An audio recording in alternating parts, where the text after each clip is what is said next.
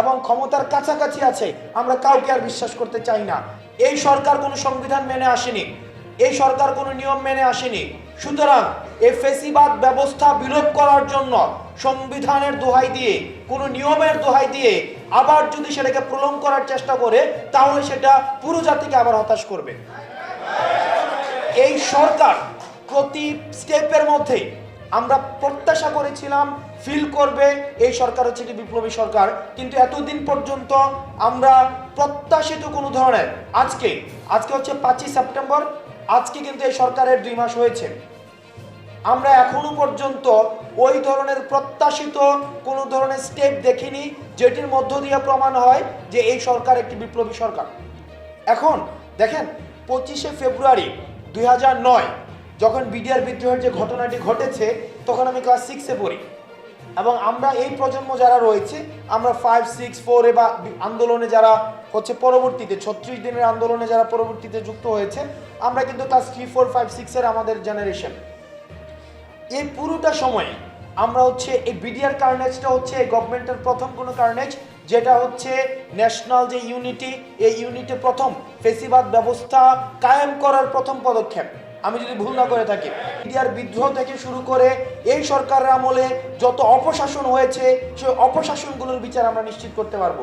সুতরাং দ্রুততম সময়ের মধ্যে আমাদের যে বিদ্যমান যে সংবিধানটি রয়েছে, এই বিদ্যমান সংবিধানটিকে বাতিল করে দিয়ে সংবিধান অবশ্যই আবার পুনর্গঠন করতে হবে।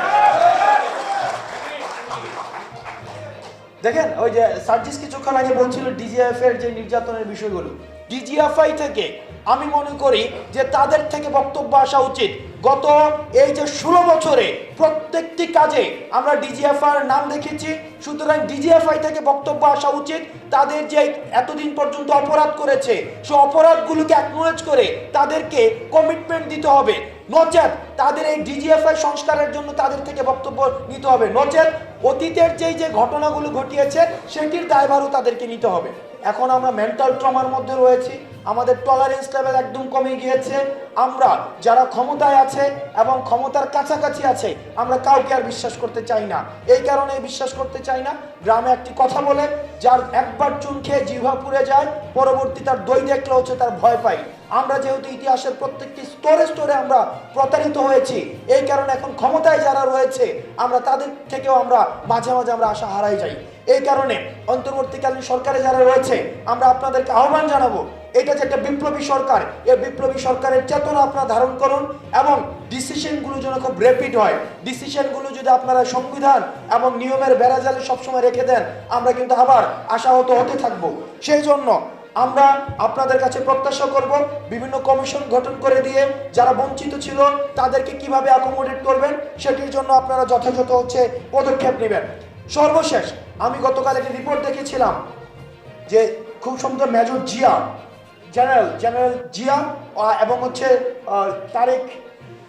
তারেক সিদ্দিকী, ওনারা বেসিকলি বাংলাদেশে হচ্ছে রয়ের এজেন্ট হিসাবে কাজ করতেন এবং রয়ের যে পুরো এজেন্সিটা চালাতেন, ওনারা হচ্ছে বাংলাদেশের স্পোক্স পার্সন হিসাবে কাজ করতেন।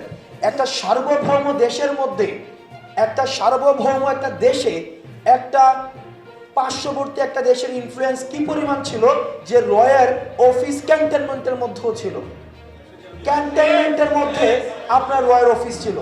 এই বিষয়গুলোতে এমন না যে এটা কেউ জানতো না, অবশ্যই এগুলো আপনারা জানতেন, সেনাবাহিনী জানতো। সুতরাং এতদিন পর্যন্ত যে নিশ্চুপ ছিলেন, এখন একদম অজু করে একদম সাধু হয়ে যাবেন, সেই সুযোগটি নেই। আপনাদেরকে অপরাধ স্বীকার করতে হবে। আমরা বিভিন্ন রাজনৈতিক দলকে দেখছি যে ক্ষমা চাওয়ার পূর্বেই তাদেরকে মাফ করে দিচ্ছে, আর ওই ক্ষমাই তো চায় নাই। আমরা কি শুনেছি যে আওয়ামী লীগ এই পর্যন্ত কোনো বক্তব্য দিয়েছে? তাদের এই গণহত্যার জন্য তারা কি মাফ চেয়েছে?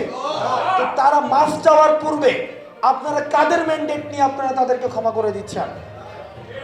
আওয়ামী লীগ যতদিন না পর্যন্ত তারা অ্যাপোলজি সিক করে, বিচার নিশ্চিত করে এবং যতদিন না পর্যন্ত জনতা সিদ্ধান্ত নেয়, ততদিন পর্যন্ত আওয়ামী লীগের পাবলিক অ্যাক্সেস আমরা ছাত্র জনতা কোনোদিন হতে দিব না। এবং